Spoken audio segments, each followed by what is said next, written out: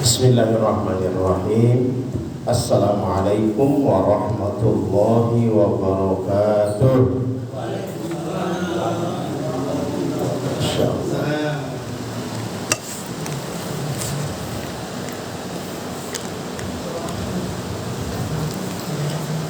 Bismillah, alhamdulillah. Alhamdulillahi nahmaduhu wa nasta'inuhu wa nastaghfiruh. Wa na'udzu billahi min syururi anfusina wa sayyiati a'malina may yahdihillahu fala mudilla lahu wa may yudlil fala hadiya lahu. Asyhadu an la ilaha illallah wahdahu la syarika lahu wa asyhadu anna sayyidana Muhammadan abduhu wa rasuluhul mab'utsu rahmatan lil alamin. Allahumma salli wa sallim wa barik ala sayyidina Muhammadin wa ala alihi wa ashabihi ajma'in, amma ba'd. Ayyuhal hadiruna wasyaykhun rahimakumullah, usini wa iyyakum bitaqwallah wa ta'atihi la'allakum tuflihun. Summa qala Allah ta'ala fil Qur'anil Karim, a'udzu billahi minasy syaithanir rajim. Yarfa'illahu alladhina amanu minkum walladhina utul ilma darajat. Summa qala an-nabiyyu sallallahu alaihi wasallam, utlubul ilma minal mahdi ilal lahad. Summa qala an-nabiyyu sallallahu alaihi wasallam aidan, wa ma sakata Allahu anhu fa huwa mimma afa anhu. Shadaqallahul azim wa sadaqa rasuluhul karim wa nahnu ala dzalika minasyahidin walhamdulillahi rabbil alamin. Hadratul mukarramin, para sepuh, para jamaah yang dirahmati Allah Subhanahu wa taala. Alhamdulillah, puji dan syukur senantiasa kita memanjatkannya kepada Allah Subhanahu wa taala, karena zat Allah sajalah yang telah menganugerahkan kesempatan peluang kepada kita untuk hadir di majelis ini semata-mata dalam rangka memaknai hidup dengan bersyukur senantiasa dalam rangka ibadah kepada Allah Subhanahu wa taala. Oleh karena itu, mari kita awali terlebih dahulu kajian kita pada malam Jumat yang penuh berkah ini dengan sama-sama bermunajat kepada Allah Subhanahu wa taala. Mudah-mudahan segala hajat yang kita maksud senantiasa Allah kabulkan, karena Allah sajalah yang maha mengabul doa. Ala hadhihi niyyah wa likulli niyatin salihah. Al-Fatihah. A'udzu billahi minasy syaithanir rajim. Bismillahirrahmanirrahim. Alhamdulillahi rabbil alamin. Ar-Rahmanir Rahim. Maliki yaumiddin. Iyyaka na'budu wa iyyaka nasta'in. Ihdinas siratal mustaqim. Siratal ladzina an'amta 'alaihim ghairil maghdubi 'alaihim waladdallin. Allahumma arzuqna fahman nabiyyin wa hifdzal mursalin wa ilhamal malaikatil muqarrabin. Al-Fatihah. A'udzu billahi minasy syaithanir rajim. Bismillahirrahmanirrahim. Alhamdulillahi rabbil alamin. Ar-Rahmanir Rahim. Maliki yaumiddin. Iyyaka na'budu wa iyyaka nasta'in. Ihdinas siratal mustaqim. Siratal ladzina an'amta 'alaihim ghairil maghdubi 'alaihim ولا الضالين. Amin ya Allah ya Rabbal Alamin. Baik, para sahabat jamaah rahimakumullah, melanjutkan pembahasan kita, pembacaan dari kitab Fikih Islam wa Adillatuhu yang telah kita bahas bersama pada pertemuan sebelumnya. Itu berkenaan dengan definisi darurat dan hukumnya, masih dari pembahasan tentang bab al-khotoru wal ibahah, sesuatu atau hal-hal yang dilarang dan hal-hal yang dibolehkan. Malam hari ini kita akan membahas tentang syurutut darurah au dawabituha, syarat-syarat kondisi darurat dan aturannya. Syurutun darurah au dawabituha, ya. Kemarin kita sudah mengetahui tentang apa yang dimaksud dengan definisi atau ta'rif ad-darurah, bahwa ad-darurah ialah al-khawfu 'ala nafsi minal halak ilman au qat'an au dhannan, bahwa kondisi darurat adalah kondisi di mana seseorang khawatir dengan keselamatan jiwanya, baik kekhawatiran itu bersifat yakin, ya, dengan pengetahuan yang kita miliki, aduh, saya ini kalau gak segera makan pasti mati. Itu dengan sebuah keyakinan dan bukan prasangka lagi yang merasakannya kita itu. Nah, itulah kemudian kondisi darurat. Akhirnya apa? Berdampak kepada dawabituha, bagaimana aturan secara syariat di dalam fikih ketika seseorang menghadapi satu kondisi, merasakan jiwanya terancam. Berkaitan dengan apa? Berkaitan dengan makanan dan minuman. Lapar lah, ya. Jadi kalau seseorang mengalami satu kondisi lapar banget, haus banget, maka ketika saat itu tidak melakukan sesuatu, memasukkan makanan atau minuman ke dalam tubuhnya, maka fisik dia atau nyawanya terancam sampai kepada kematian, gitu. Nah, maka kemudian karena tugas kita di dalam hidup ini adalah ibadah, maka syariat atau Islam atau fikih betapa pedulinya lah itu, ya, membuat satu kondisi di mana manusia dalam kondisi apapun, syariat menyertai supaya seluruh aktivitas dalam menghadapi kondisi apapun dalam kaitan atau terkategori ibadah. Makanya kemudian ada fikihnya. Saat seseorang mengalami satu kondisi akan terjadi kemadharatan terhadap pengancam terhadap jiwanya, maka kemudian bagaimana syariat mengatur.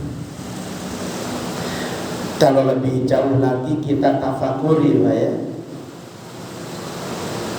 betapa syariat dalam hal ini asyari, syariat yang dibuat oleh asyari, aturan ketentuan yang dibuat oleh pembuat aturan yang menciptakan manusia, tahu persis apa dan bagaimana kondisi manusia. Maka Allah Subhanahu wa ta'ala sebagai pembuat aturan untuk agar manusia itu dalam kondisi apapun mereka dalam kondisi beribadah kepada Allah Subhanahu wa ta'ala. Jadi kalau kita lihat berkenaan dengan definisi darurat itu adalah terkait dengan keselamatan jiwa.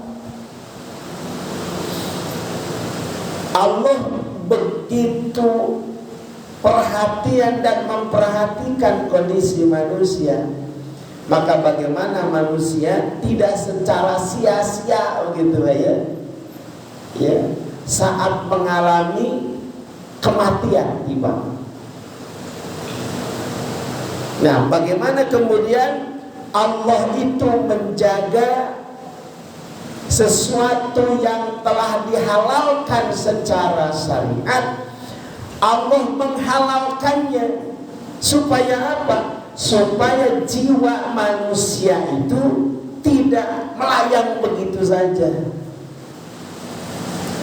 Maka semaksimal mungkin sesuatu yang sudah dapat diprediksi begitu ya, dianalisa, diamati dan dirasakan oleh manusia, maka kemudian Allah mempersilahkan kepada manusia terhadap sesuatu yang tadinya diharamkan menjadi halal bagi dirinya. Karena apa? Supaya manusia tidak mengalami kematian. Karena kalau misalnya kematian itu rahasia Allah, ya Pak ya. Ketika kita sakit, apa yang harus kita lakukan? Ya Pak ya. Maka supaya kita terjaga dari kondisi yang menyebabkan kematian, maka kemudian diwajibkan kita berikhtiar, karena itu wilayah pilihan manusia. Kemarin sudah dicontohkan, berada di tengah rel kereta api, ya sudahlah, sabar saja, ada kereta mau lewat ya. Karena kita tahu ajal itu dari Allah, ya sudah biarin aja. Kalaupun kereta lewat, kalau belum ajalnya pasti tidak akan mati. Masalahnya ajalnya tidak tahu kita ya.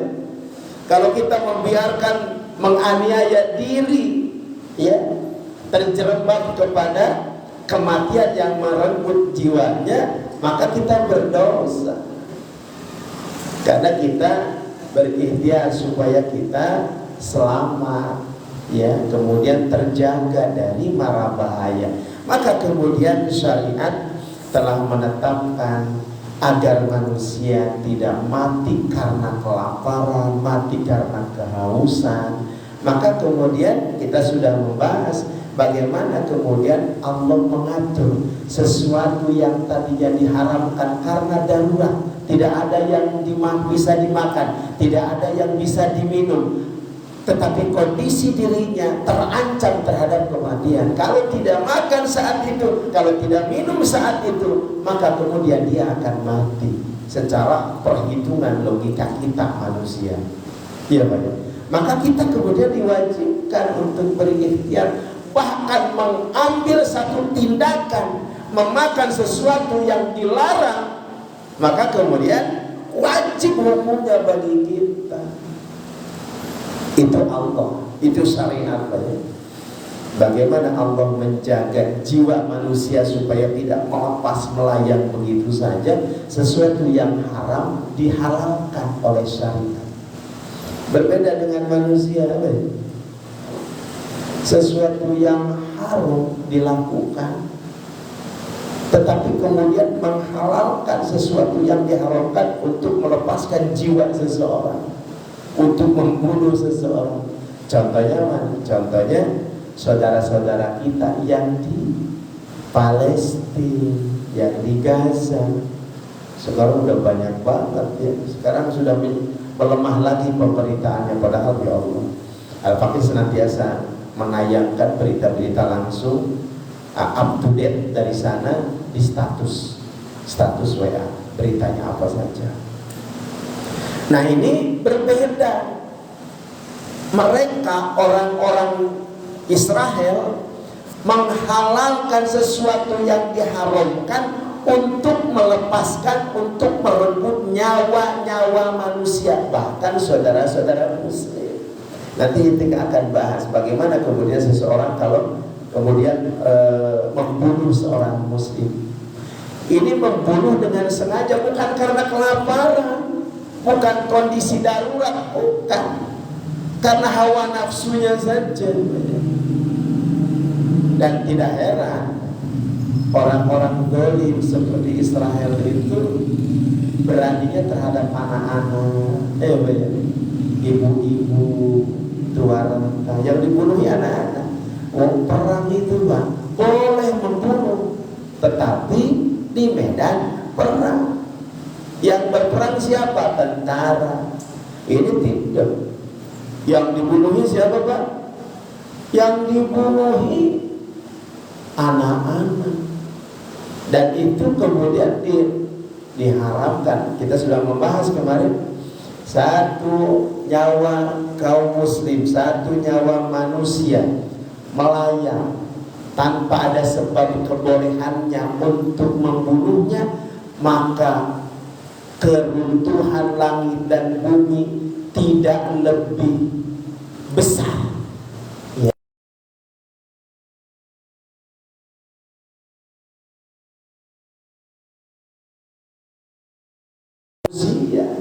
Nah, oleh karena itu, para sepuh jamaah rahimakumullah, itulah bedanya.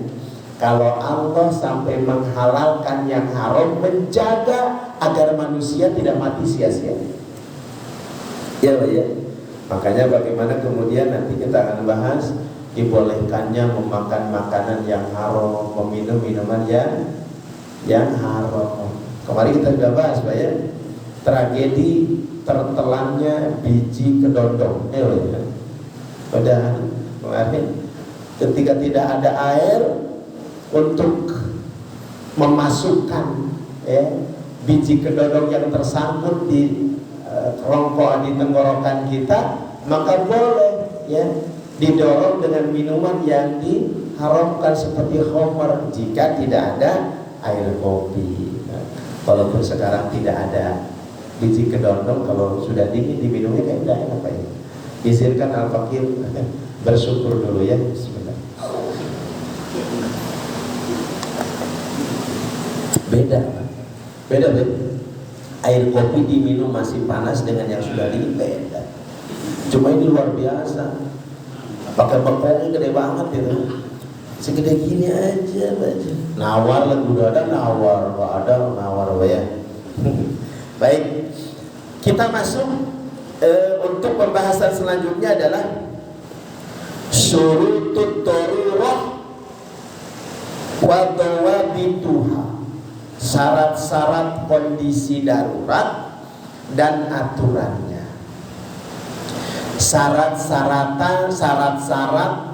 dibolehkannya makanan yang diharamkan untuk dimakan karena dalam kondisi yang memaksa untuk memakannya. Kalau tidak, kemudian berdampak negatif terhadap nyawanya. Bisa jadi kematian akan merenggut dirinya.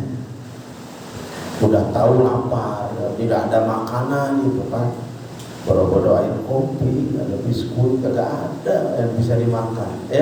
Yang ada daging babi atau bangkai binatang atau apa saja yang diharamkan, itu dengan sekedar untuk mencukupi dahaga dan laparnya, maka kemudian cukup diperbolehkan oleh syariat.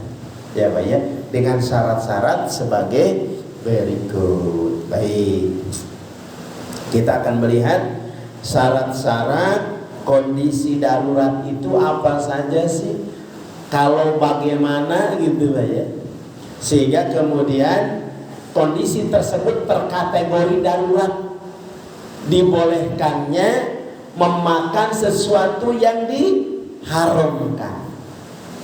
Karena kita sedang membahas tentang al-khataru wal ibahah, hal-hal yang dilarang dan yang dibolehkan.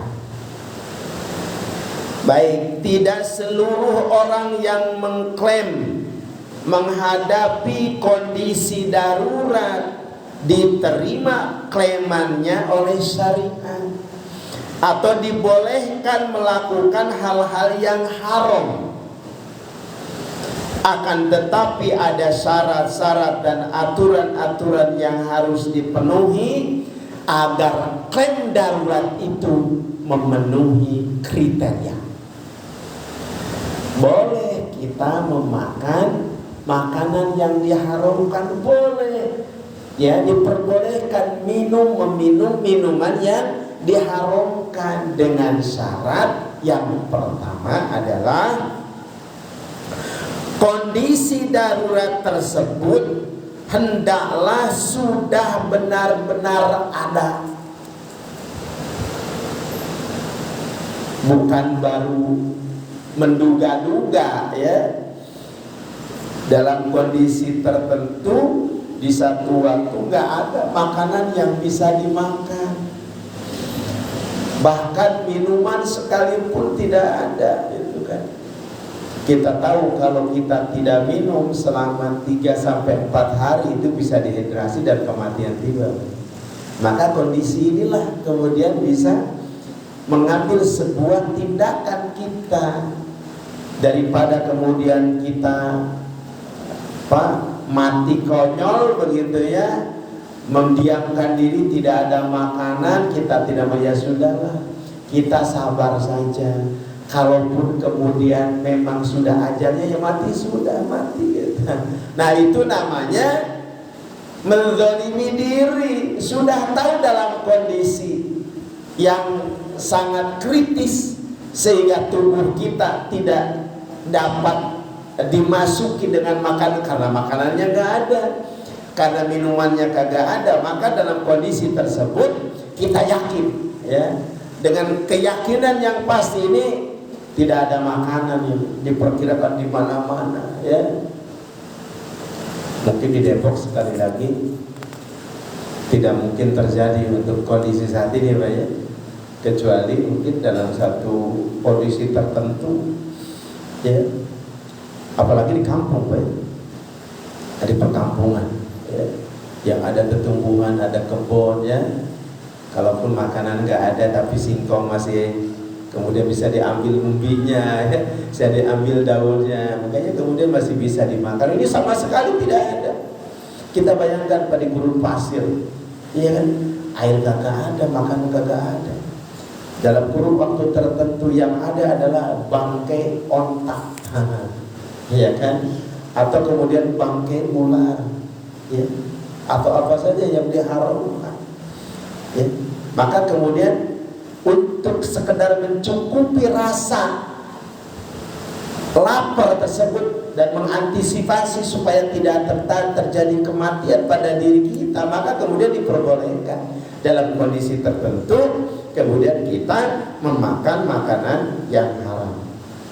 Dan kemudian bukan baru diperkirakan akan terjadi di masa datang, kemudian kita mengambil sebuah kesimpulan dan tindakan memakan makanan yang diharamkan, apalagi kemudian untuk konsumsi biasa.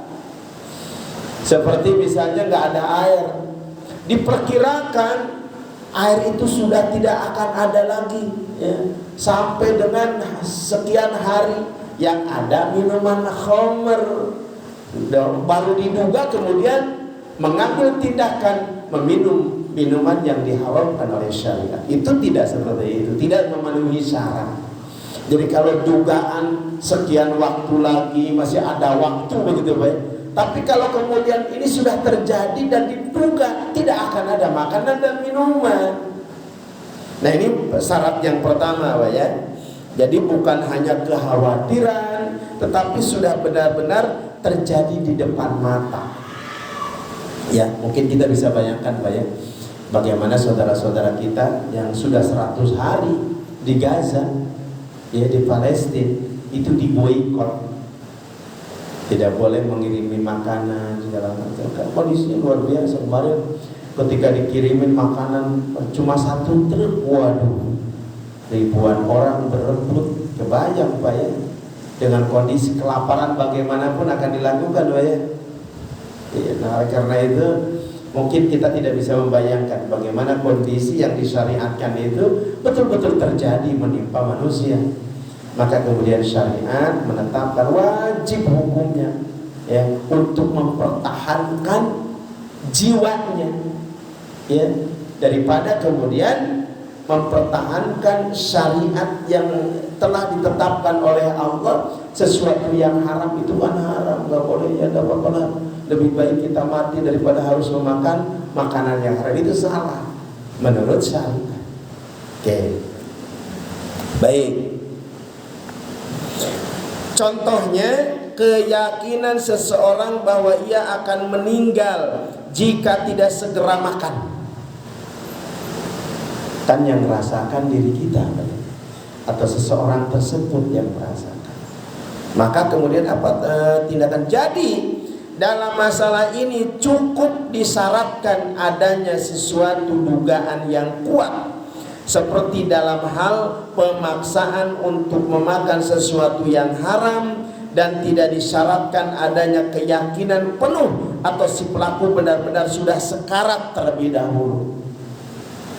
Kan sudah sakarat mah boro-boro makan aja ya, nggak bisa makan, mau membuka mulut aja susah ya. Bahkan kemudian menurut mazhab Imam Syafi'i tidak boleh memasukkan makanan apalagi yang haram dengan alasan darurat ketika seseorang tersebut sudah sakaratul maut disebabkan karena kelaparan. Gitu Pak ya. Jadi syarat pertama bukan dugaan, sesuatu yang sudah dipastikan. Itu syarat pertama. Kemudian yang kedua adalah orang yang dalam kondisi darurat itu sudah dalam posisi wajib untuk melakukan hal yang dilarang syariat tadi. Wajib. Sudah mengetahui ini lapar banget, gak ada makanan, melakukan tindakan mumpung ada tenaga. Ada apa saja, ada apa saja, sesuatu yang diharamkan. Ada babi montok banget gitu kan, wah langsung udah dia melakukan ya dengan caranya. Tapi ingat ada syarat Pak ya, sekedar untuk memenuhi rasa lapar. Wah dia disimpan untuk besok ya Pak ya. Itu yang kemudian tidak disyaratkan. Jadi melakukan sesuatu tindakan di luar kebolehan syariat itu diwajibkan bagi orang dalam kondisi darurat. Kalau tidak makan pasti akan mati. Baik, kemudian dalam artian ia sudah tidak memiliki cara lain yang mubah atau yang dibolehkan untuk menghindari kondisi tersebut. Roti kagak ada, beras apalagi, agak ada sama sekali apapun. Yang ada di hadapannya adalah sesuatu yang diharamkan. Wajib bagi dirinya memakan sesuatu yang diharamkan. Untuk apa Pak? Untuk menjaga jiwanya. Masya Allah. Jadi kesimpulannya Pak ya, mungkin hikmatut tasyri, apa yang kita maknai, kita renungi ya, hikmah dari disyariatkannya tentang hal-hal yang darurat, diperbolehkan untuk memakan makanan yang diharamkan sekalipun. Ini hikmahnya dan betapa jiwa manusia itu berharga banget. Allah hargai, Allah muliakan, Allah jaga ya, supaya sifat kemanusiaan ya secara hajatul udhawiyahnya, kebutuhan yang hakiki, ketika lapar harus makan, lapar tidak ada makanan maka kata syariat dibolehkan. Untuk apa Pak? Menjaga jiwa, menjaga kehidupan. Itulah syariat Islam. Wallahu alam, di dalam ajaran yang lain ini syariat Islam yang kemudian menjaga tentang jiwa dan kehidupan manusia. Padahal kan yang menghidupkan Allah, yang tahu persis kapan nyawanya dicabut oleh Allah, yang tahu hanya Allah. Kan logika kita sebagai manusia, biarin aja tuh ya Allah, gak usah diatur-atur gitu ya. Tapi ini tidak, karena terkait dengan nyawa manusia, kematian yang akan tiba terhadap diri manusia itu adalah wilayah Allah. Tetapi menjaga diri selama hidupnya adalah wilayah manusia. Kenapa? Karena manusia diberikan akal oleh Allah, sehingga berpikir, ya bagaimana ini supaya nyawa saya, kesehatan saya, hidup saya kemudian senantiasa terjaga. Tapi kondisinya gimana ya Allah, ini gak ada makanan, gak ada minuman gitu kan. Maka kemudian syariat mengajarkan ada aturannya. Ketika dalam kondisi seperti itu boleh memakan makanan yang haram. Itu kata Allah begitu. Jadi betapa Allah menjaga kehidupan dan jiwa manusia dengan cara menggunakan akal manusia supaya berpikir. Ya kan, dengan adanya syariat seperti ini berpikir bagaimana caranya gitu kan. Bagaimana caranya? Karena sesungguhnya kehidupan itu adalah hanya titipan dari Allah. Yang mencukupi bagaimana proses perjalanan kehidupan hanyalah Allah. Tapi Allah tidak ujung-ujung kepada rumah masing-masing manusia dikirimkan beras, dikirimkan lauk. Tidak, berpikir. Maka dengan menggunakan akal manusia, akal dirinya, bagaimana ini mensikapi kondisi yang telah Allah tetapkan, supaya kata Allah manusia menjadi ada upaya amal yang dilakukan sesuai dengan apa maunya Allah. Bukan Allah tidak mampu mensehatkan manusia. Selama ini yang menyehatkan manusia siapa? Cuma itu peran Allah, wilayah Allah. Wilayah manusia adalah ikhtiar. Ya. Nah oleh karena itu, itulah syariat Islam. Jadi betapa Islam menjaga terhadap diri-diri manusia. Makanya kalau kita ditanya Pak ya, agak sedikit berseberangan sih dengan logika kita sesungguhnya, tapi itu terjadi. Contoh begini, ini Allah betapa concernnya, ya, bagaimana manusia supaya tetap hidup. Sudah Allah siapkan kebutuhannya, airnya, cahaya matahari, ya Pak ya, tumbuhan, ya Pak ya, air, Allah siapkan semuanya. Iya ya. Namun demikian, supaya seluruh upaya yang dilakukan oleh umat manusia, wabil khusus orang-orang muslim, maka Allah siapkan aturannya. Bukan karena Allah butuh ya terhadap apa yang kita lakukan, tetapi sesungguhnya Allah maha cukup, tidak butuh dan berbeda dengan semua makhluknya. Mukhalafatul lil hawadis. Namun demikian, kalau kita berpikir betapa Allah Subhanahu wa ta'ala maha murah dan maha kasih sayang, tetapi lagi-lagi kalau kita balik bertanya kepada kondisi yang ada sekarang namanya, Allah yang memberikan kasih sayang, seluruh nikmat Allah karuniakan kepada kita. Allah pulalah yang sangat layak untuk membuat aturan dan hukum-hukumnya. Tetapi coba kita lihat atau kita pikirkan, Pak.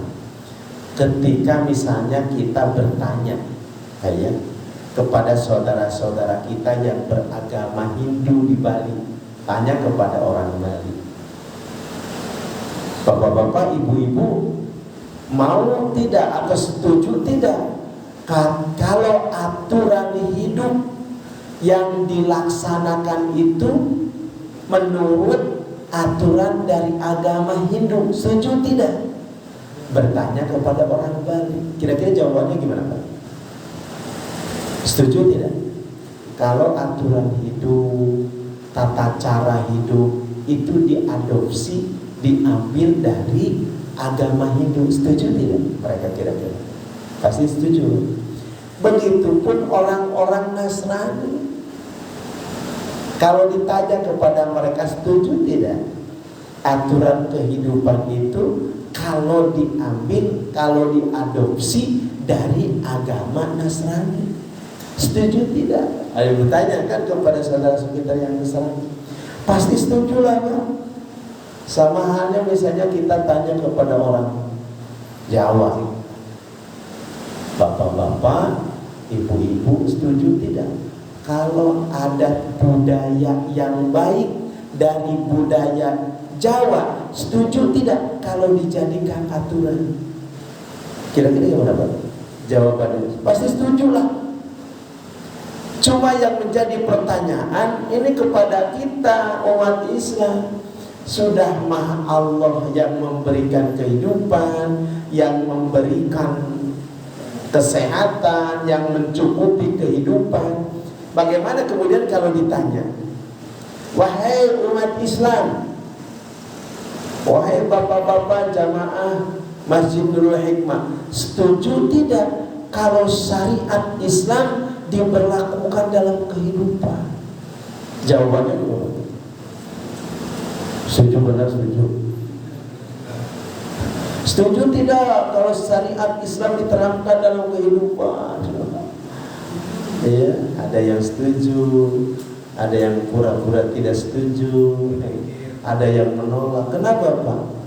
Kalau syariat Islam diterapkan dalam kehidupan, ya, apalagi diteriakan di masjid ini, diteriakan, pasti ada yang tidak setuju, bahkan dikorek-korek, bahkan kemudian dituduh. Coba aja misalnya Pak Haji Edi besok khutbah Jumat, mari kita terapkan syariat Islam di Indonesia, tangkap. Ayo, itu begitu, Pak. Padahal Allah mensyariatkan seluruh manusia, Allah jaga dari kehidupannya, ya. Sampai-sampai sesuatu yang diharamkan dihalalkan oleh Allah. Kenapa? Supaya jiwanya tidak melayang, supaya jiwanya terjaga tetap hidup. Walaupun Allah sangat amat tahu, iya Pak ya, kapan si A, kapan si B waktunya kematian tiba. Tapi ketika kemudian seseorang sebelum wafatnya, sebelum kematian tiba, dia melakukan amal-amal soleh, berarti di akhir hayatnya dia terkategori husnul khotimah, baik di penghujung hayat. Begitu Pak. Jadi kalau kita merenungi hal yang disyariatkan di dalam bab ini menunjuk ajari kepada kita betapa Allah melalui syariat Islam itu menjaga kita. Bukan seperti orang-orang Israel membunuhi saudara-saudara muslim di Gaza, apalagi beraninya terhadap anak-anak. Masya Allah, innalillahi, subhanallah. Nah itulah kemudian bedanya manusia dengan Allah. Kalau Allah menghalalkan sesuatu yang diharamkan sekalipun agar manusia tetap hidup. Kalau yang ini menghalalkan segala cara untuk membunuhi orang-orang yang hidup. Itulah bedanya syariat Islam dengan orang-orang Israel. Maka begitulah ketika Islam tidak diterapkan. Oh iya, kan jelas Pak, siapa saja yang boleh dibunuh, yang boleh melayang jiwanya, ya, yang dibolehkan oleh syariat. Kita sudah membahas. Yang pertama, ketika dia melakukan pembunuhan, maka dia wajib dihukum mati. Yang kedua, yang dibolehkan untuk membunuh dalam peperangan. Dalam peperangan antara tentara dengan tentara, antara yang berperang dengan yang diperangi, bukan orang yang sipil, anak-anak segala macam. Nah, itulah bedanya. Maka selama orang Islam tidak mau menerapkan aturan Allah, maka pengabaian, kemudian pembunuhan, ya, terhadap nyawa-nyawa orang-orang yang tidak bersalah pasti akan terjadi. Karena tidak ada rasa takut, karena tidak diberlakukan hukum mati terhadap orang-orang yang membunuh. Baik, kemudian jadi hanya memakan makanan yang haram itulah satu-satunya cara untuk keluar dari kondisi darurat tersebut. Maksudnya kondisi darurat, kondisi yang mematikan, menyebabkan seseorang mengalami kematian karena kelaparan, karena tidak ada makanan. Ya, hanya ada makanan yang diharamkan, makan kata Allah, wajib hukumnya. Karena ketika tidak melakukan itu berarti kita yang mati sia-sia dalam kondisi kelaparan. Ya sudahlah, sabar saja, kalau belum ajalnya pasti tidak akan mati. Ya, bukan kita tidak tahu, kita tidak tahu. Maka kemudian apa yang harus dilakukan? Wilayah kita, wilayah di mana kita mampu menjaga supaya kematian tidak menimpa manusia.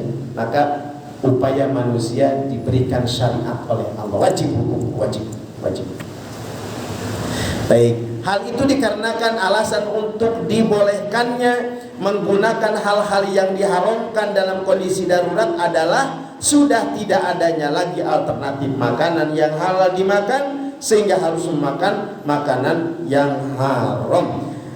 Tentang prinsip seperti ini tidak ada perbedaan pendapat di antara pendapat imam mazhab, wajib hukum.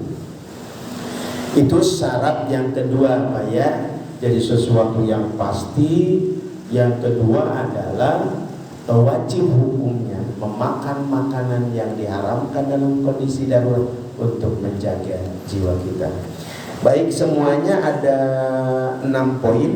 Al-Fakir bacakan satu lagi Pak ya. Syarat diperbolehkannya memakan atau mengambil tindakan sesuatu yang diharamkan menjadi dibolehkan karena dalam kondisi darurat. Kemudian uzur atau alasan yang membolehkan orang itu melakukan sesuatu yang haram harus benar-benar ada. Ya, seperti alasan untuk memelihara nyawa atau organ tubuh tertentu dari kerusakan jika yang bersangkutan menderita kelaparan. Ya, Pak ya. Maka ada satu konsekuensi berdasarkan ilmu, berdasarkan pengetahuan tentang masalah organ atau tentang masalah kehidupan. Contoh lainnya adalah adanya kekhawatiran orang yang jika tidak makan maka ia tidak akan bisa lagi melanjutkan perjalanan dan tertinggal dari rombongan sehingga akan menyebabkan binasa. Pada saat perjalanan sampai rombongan, ya, dia ketinggalan. Ya, nggak ada makanan yang bisa dimakan. Kalau tidak segera memakan, maka dia akan tertinggal jauh dari rombongan dan itu akan membahayakan dirinya. Ketika tertinggal bisa kemudian dibunuh orang atau diburu binatang buas dan sebagainya. Maka kemudian itu menjadi kondisi darurat. Baik, kemudian atau kondisi jika yang bersangkutan tidak makan, maka ia akan tidak sanggup lagi memegang atau menunggang kendaraannya sehingga menjadi celaka. Tapi nggak terjadi lah Pak Haji ya.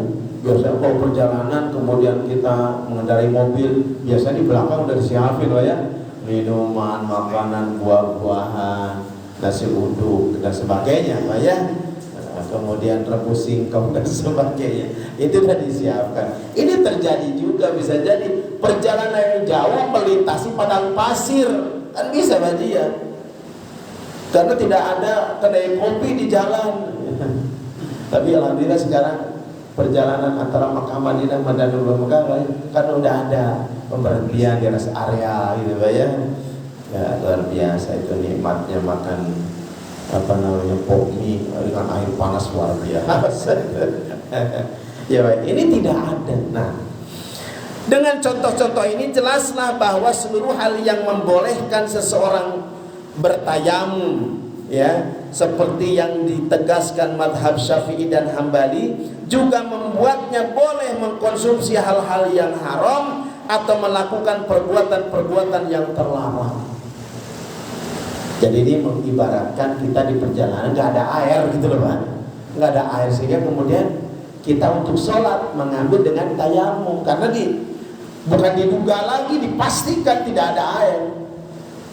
Bukan seperti ketika di pesawat, iya kan?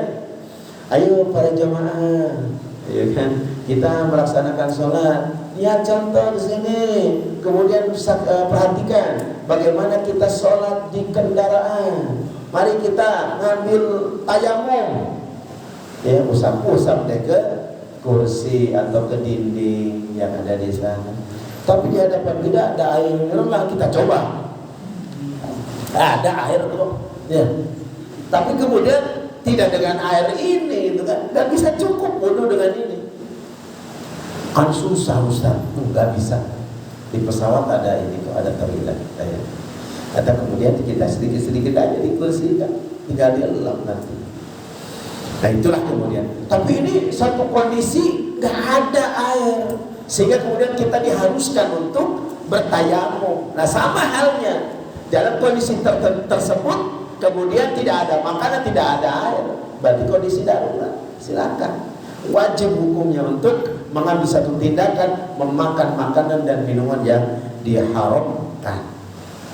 Dengan begitu, adanya kekhawatiran akan terjadinya kerusakan yang berat pada organ tubuh tertentu dipandang sebagai alasan yang kuat untuk bolehnya mengkonsumsi yang haram, seperti hanya adanya ketakutan akan berkelanjutan penyakit yang diderita dalam waktu yang panjang. Dalam kedua kondisi ini, seseorang dibolehkan untuk memakan sesuatu yang diharamkan. Begitu Pak ya? Jadi kondisi darurat yang dimaksud di dalam syariat fikih ini ada syarat-syarat tertentu dan kemudian dipandang wajib oleh syariat melakukan sesuatu tindakan segera untuk menjaga jiwa supaya tidak terjadi kematian karena sesuatu itu dianggap darurat. Baik, baru 3 yang bisa kita bacakan. Insya Allah mudah-mudahan dalam pertemuan bulan yang akan datang, karena besok adalah pekan keempat ya, kita libur dan rehat. Insya Allah kita akan senantiasa istiqomah untuk belajar, karena sebetulnya bukan berarti belum baca atau belum belajar, bukan. Yang diwajibkan oleh syariat adalah tolak ilmunya. Al-Fakir berkesempatan membacakan kitab ini dan kita semua mendengar apa yang telah dituliskan oleh para ahli fikih, dan kemudian kita setelah mendengar memahaminya, tinggal kemudian kita berkesempatan mendapatkan peluang yang telah Allah janjikan. Allah akan mudahkan jalan menuju surga. Amin ya rabbal alamin. Demikian Pak Haji, semuanya mudah-mudahan bermanfaat. Baik, jam 9 sesuai dengan arahan dari Pak Haji ini. bahwa waktu kita untuk bersama-sama di majelis ini dibatasi oleh waktu. Kenapa? Karena kata Allah Subhanahu wa taala, fa idza faragta fansab. Jadi setelah acara ini bukan berarti kemudian sudah selesai, tidak. Masih terus melanjutkan ya kegiatan kewajiban yang lain di rumah bersama keluarga atau kemudian ada tugas-tugas yang lain. Mudah-mudahan bermanfaat. Insya Allah kita akan berjumpa lagi dalam kesempatan berikutnya. Al-Fatihah. A'udzubillahi minasyaitonirrajim. Bismillahirrahmanirrahim. Alhamdulillahirabbil alamin arrahmanir rahim maliki yaumiddin. Iyyaka na'budu wa iyyaka nasta'in ihdinas siratal mustaqim siratal ladzina an'amta 'alaihim ghairil maghdubi 'alaihim waladdallin. اللهم صل وسلم على سيدنا وحبيبنا وشفينا وكريمنا وذنبنا ومولانا محمد صلى رضي الله عن كل صحابة رسول الله أجمعين. الحمد لله رب العالمين. اللهم صل على سيدنا محمد صلاة تنجينا بها من جميع الأهوال والآفات وتقضي لنا بها جميع الحاجات وتطهرنا بها من جميع السيئات وترفعنا بها عندك أعلى الدرجات وتبلغنا بها أقصى الغايات من جميع الخيرات في الحياة وبعد الممات. اللهم اغفر لنا ذنوبنا ولوالدينا وارحمهم كما ربونا صغارا. اللهم اغفر للمؤمنين والمؤمنات والمسلمين والمسلمات الأحياء منهم والأموات برحمتك يا أرحم الراحمين. اللهم اغفر لهم وارحمهم وعافهم واعف عنهم وأكرم نزلهم ووسع مدخلهم وتقبل حسناتهم وكفر سيئاتهم ونور قبورهم برحمتك يا أرحم الراحمين. اللهم ربنا هب لنا من أزواجنا وذرياتنا قرة أعين واجعلنا للمتقين إماما. اللهم إنا نسألك سلامة في الدين وعافية في الجسد وزيادة في العلم وبركة في الرزق وتوبة قبل الموت ورحمة عند الموت ومغفرة بعد الموت. اللهم هون علينا في سكرات الموت والنجاة من النار والعفو عند الحساب. اللهم اشرح صدورنا وحسن مقاصدنا وبلغ مرادنا إلى مكة المكرمة وإلى المدينة المنورة بجاه سيدنا محمد صلى الله عليه وسلم. ربنا لا تزغ قلوبنا بعد إذ هديتنا وهب لنا من لدنك رحمة إنك أنت الوهاب. ربنا آتنا في الدنيا حسنة وفي الآخرة حسنة وقنا عذاب النار صلى الله على سيدنا محمد وعلى آله وصحبه أجمعين. سبحانك اللهم وبحمدك أشهد أن لا إله إلا أنت أستغفرك وأتوب إليك والحمد لله رب العالمين والعفو منكم من الخطأ والنسيان. Mohon maaf lahir dan batin. Assalamualaikum warahmatullahi wabarakatuh.